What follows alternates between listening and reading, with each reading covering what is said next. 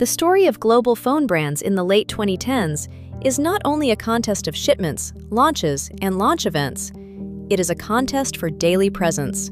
Which company does not merely sell a handset, but becomes the object people actually carry, swipe, trust, update, and return to every morning? That is why this episode looks at two mirrors of the same struggle. One shows who owns the largest live footprint in the hands of the world. The other shows who carries the pulse of acceleration. Together, they tell a colder and more revealing story than launch day applause ever could.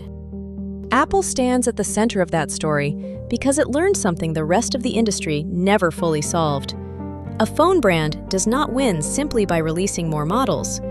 It wins when hardware, software, status, habit, and identity lock together so tightly that customers stop thinking in product cycles and start living inside an ecosystem.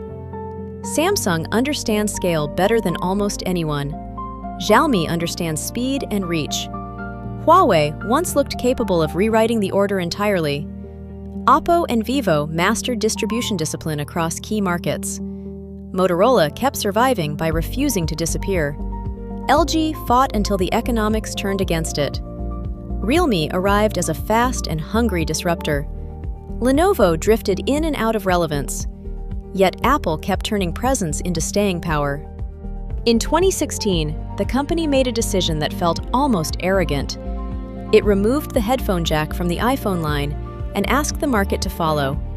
The backlash was instant. But this is part of the Apple pattern. It repeatedly risks short-term frustration in order to reshape the long-term habits of the premium buyer. A year later came iPhone X, and the sense that the modern smartphone face had been reset once more. The device was not just another model, it was a statement that Apple still expected to define the visual grammar of the category.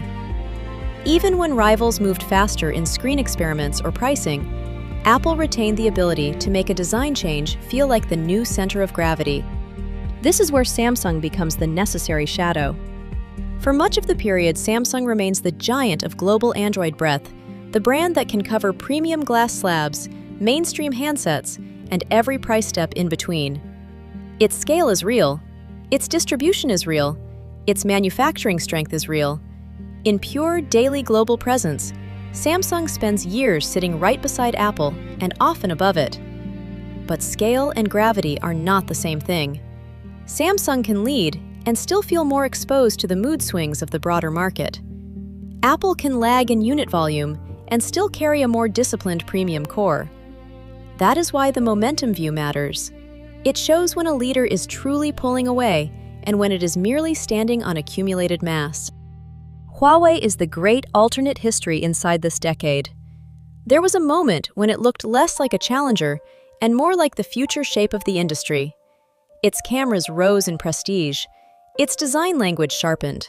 Its global footprint widened quickly enough to make the hierarchy look temporary. For a time, the contest felt open. Then, geopolitics cut straight through the hardware cycle. Restrictions, software loss, and market fragmentation turned what once looked like a climb toward the top into a long retreat. Huawei remains visible in the story, but now as a reminder that phone brands do not compete inside a vacuum. They compete inside supply chains, sanctions, alliances, patents, and platform dependency. Xiaomi enters the frame differently. Where Apple protects margin and Samsung defends range, Xiaomi moves with the discipline of aggressive expansion. Its rise is not based on a single theatrical breakthrough. It is based on relentless repetition. Good enough hardware becomes very good hardware. New markets become familiar territory. The brand learns how to convert value into habit. That is why its momentum often feels hotter than its absolute presence. Xiaomi does not always own the largest installed base in this story, but it repeatedly behaves like a brand trying to seize the next opening before the incumbents finish their sentence. Oppo and Vivo tell a related tale. They are less mythologized in Western coverage, but in the global race, they matter because they demonstrate how far execution can travel. Retail muscle matters. Channel relationships matter. Product cadence matters. In many years, they do not need the loudest global narrative to keep advancing. They simply keep taking ground. What makes Apple remarkable in this field is the way it turns each year into a controlled reinforcement of identity. The headlines change, cameras improve, chips improve, materials change, ports disappear and then return in different forms. But the deeper message rarely changes. Apple sells continuity dressed as renewal. Buyers are invited to believe that every upgrade is both familiar and newly essential. That strategy makes the brand unusually resilient in the installed base measure. Customers who leave are often replaced by customers already inside the wider Apple orbit. Watches, earbuds, services, messaging habits, and app purchases all harden the perimeter around the phone. A rival can beat Apple on price or on speed. Beating it on attachment is harder. Yet the story does not become a simple hymn to one winner. If it did, the second measure would be pointless. Momentum shows a world that never stops moving. New brands burst upward, older names slide out of the conversation. LG fades, Lenovo struggles to hold a distinct place. Motorola survives with a stubborn, practical identity rather than headline dominance. Realme flashes the energy of a younger entrant trying to compress the normal timetable of growth. This churn matters because the phone business is brutal in a very specific way. A brand can remain famous long after its actual relevance has weakened. Another brand can be globally important before casual observers fully catch up. The live footprint tells us who still matters in people's hands. The momentum tells us where tomorrow is trying to begin. By 2020, the entire industry is also dealing with a wider global shock.